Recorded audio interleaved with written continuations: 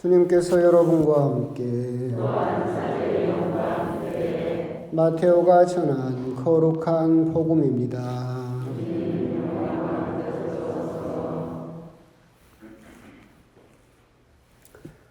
그때 11 제자는 갈릴레아로 떠나 예수님께서 분부하신 산으로 갔다. 그들은 예수님을 뵙고 엎드려 경배하였다. 그러나 더러는 의심하였다. 예수님께서는 그들에게 다가가 이르셨다. 나는 하늘과 땅의 모든 고난을 받았다. 그러므로 너희는 가서 모든 민족들을 제자로 삼아 아버지와 아들과 성령의 이름으로 세례를 주고 내가 너희에게 명령한 모든 것을 가르쳐 지키게 하여라. 보라, 내가 세상 끝날까지 언제나 너희와 함께 있겠다. 주님의 말씀입니다.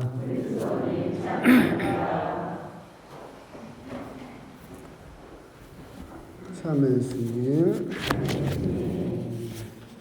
오늘은 날이 그래도 꽤 좋습니다. 또 완연한 또 가을 날씨가 되었고 어느덧 10월도 중반을 넘어서 묵주기도의 성월 그리고 정교의 달 벌써 중반을 살고 있고 오늘은 그 절정인 또 정교주일이기도 합니다. 전교, 선교, 즉 예수님에 대해서 하느님에 대해서 알리는 것, 이것은 사실은 어떤 우리의 선택사항이 아니라 우리의 의무이자 권리이기도 합니다.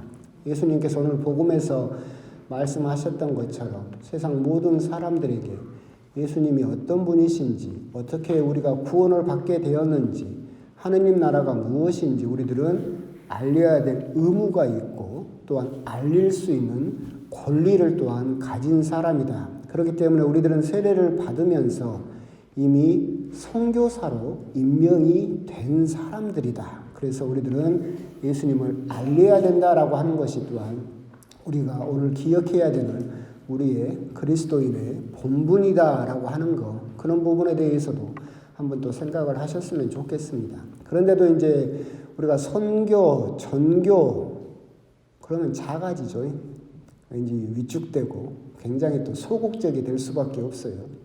개신교의 선교라든가 종교를 보고 있으면 꼭 스타일이 장비 스타일 같아요. 무대뽀로 예수, 천국, 불신주의 해가지고 안 믿으면 아주 그냥 끝장을 내버릴 것처럼 무대뽀로 달려드는 장비 스타일의 선교다라고 생각을 한다면 우리 가톨릭의 선교 방식은 이순신 장군 선교 방식 같아요. 나의 죽음을 적에게 알리지 마라. 내가 성당 다니는 걸 그 아무도 알게 하지 마라. 어? 아주 그냥 무슨 박해시대도 아닌데 아주 비밀스럽게 성당을 다니고 무슨 자랑스러워하지도 않고 몰래 다니는 것 같아요. 심지어 이제 그래서 광주 시내 본당에서는 실제로 있었던 일인데 성당 앞에가 이제 슈퍼마켓이 있었어요. 슈퍼마켓이 있었는데 그러니까 신부님도 잘 알죠. 왔다 갔다 물건 사고 그러니까. 근데 그 슈퍼마켓 주인 사장님이 자매님이 입교를 했어요. 신부님이 면담을 하면서 반가워서 어떻게 입교를 하시게 됐느냐라고 물어보니까 그 자매님이 하는 이야기가 내가 성당 앞에서 수년 동안 슈퍼를 했는데 미사가 끝나고 많은 신자들이 우리 천주교 신자들이 왔다 갔다 하는데 수년 동안 나한테 단 한 명도 성당 가자는 말을 안 해서 성질나서 내 발로 나왔다. 실제로 그렇게 정말 우리 천주교 신자들은 참 내가 성당 다니는 것을 그 아무에게도 알리지 마라 라는 이순신 장군 스타일로 선교를 하기 때문에 참 이렇게 우리들은 선교, 전교라는 말만 나오면 위축되고 작아지게 되어 있다.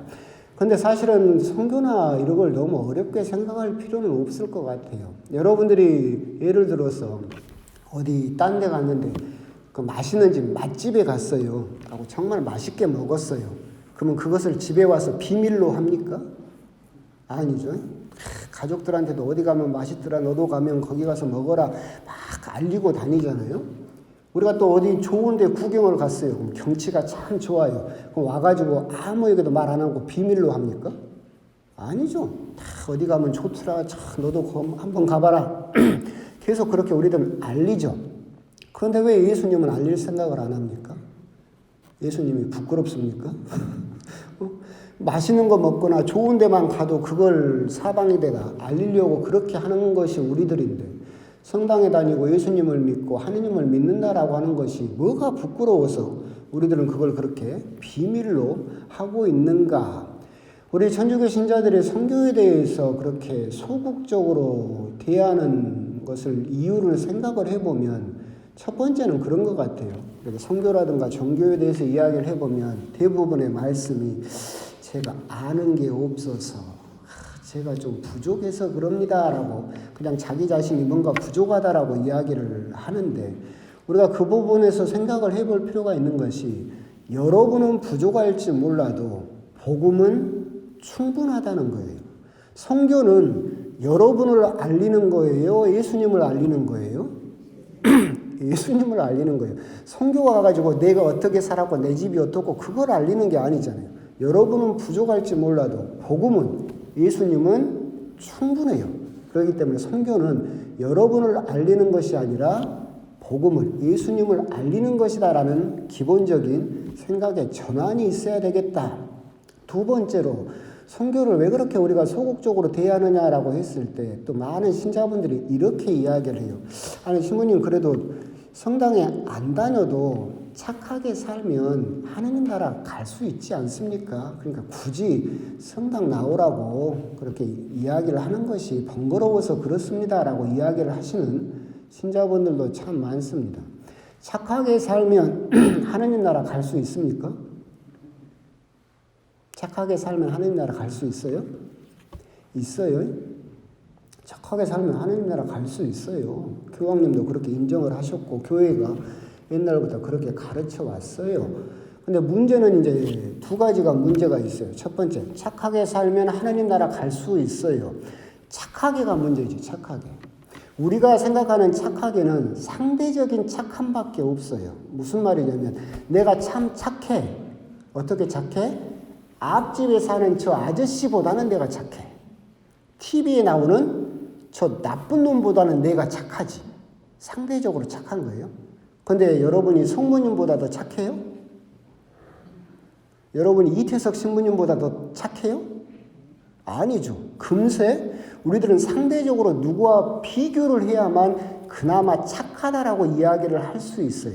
그렇기 때문에 내 자신이 스스로 착하다라고 이야기하는 것은 죄를 짓는 TV에 나오는 저 사람보다 착할 뿐이지 절대적으로 착한 것은 아니에요. 우리들은 절대적으로 착할 수 없어요. 두 번째, 착하게 살면 하나님 나라 갈 수 있어요. 근데 이 갈 수 있다라는 것은 가능성일 뿐이에요. 여러분들은 세례를 받고 하나님을 믿는 사람들이, 예를 들면 이런 거예요. 여러분들이 목포역에서 KTX를 타면 서울에 갈 수 있어요, 없어요? 가죠. 거의 확실하게 가요. 중간에 내리지만 않으면. 그죠? 여기서 자전거를 타고 서울에 갈 수 있어요, 없어요? 있어요. 가는 사람을 못 봐서 그러지. 착하게 살면 하느님 나라 갈 수 있어요.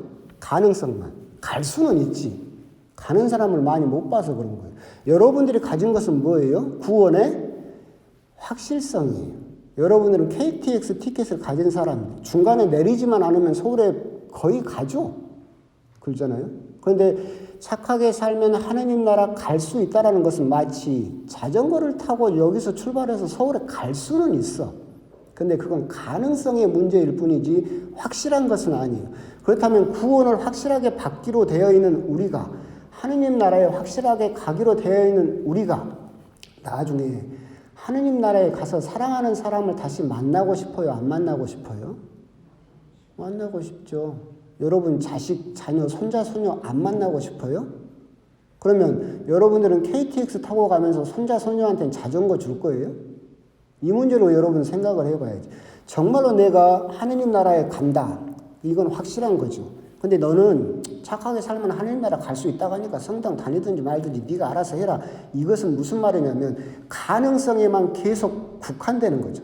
네가 자전거를 타고 서울에 오든 말든 나중에 서울에서 보자.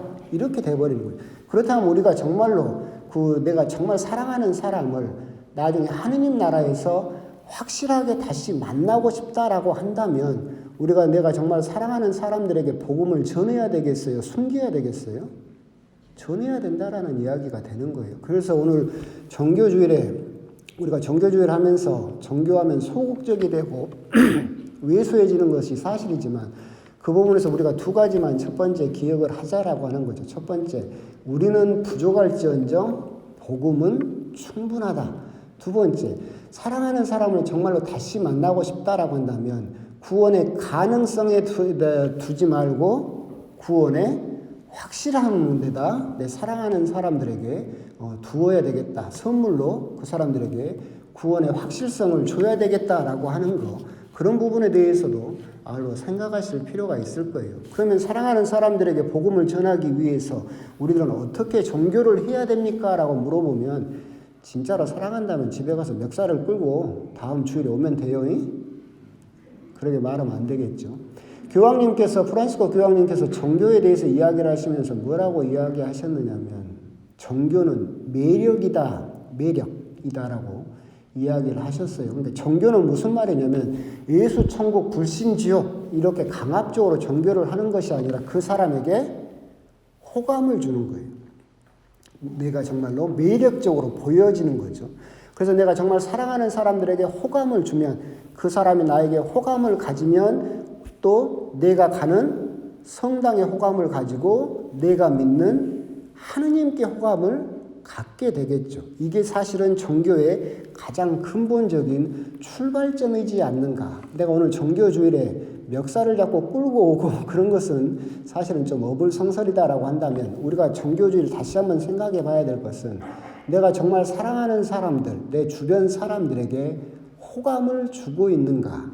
나는 매력적인 사람인가? 그 부분에 대해서 한번 곰곰이 생각을 해볼 필요가 있어요. 그래서 내 가족에게, 내 자식이나 자녀나 손자, 손녀들에게 정말로 호감 있는 좋은 할아버지, 할머니, 좋은 아버지, 어머니로서 그 모습을 보여주고 있는가? 그래서 나를 통해서 내가 사랑하는 사람들이 하느님에 대해서 호감을 가지고 성당에 대해서 호감을 가지게 하고 있는가? 그 부분에 대해서 그렇게 호감을 가지게 하고 있다면 그래도 여러분들은 정교를 잘하고 있는 것이고 내 주변 사람들이 나만 보면 이를 간다.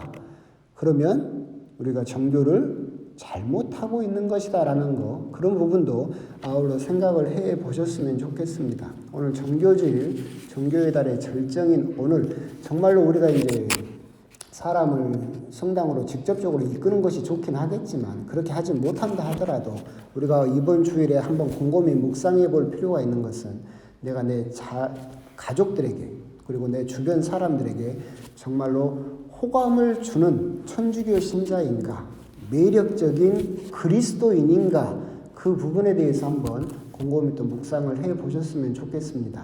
아멘.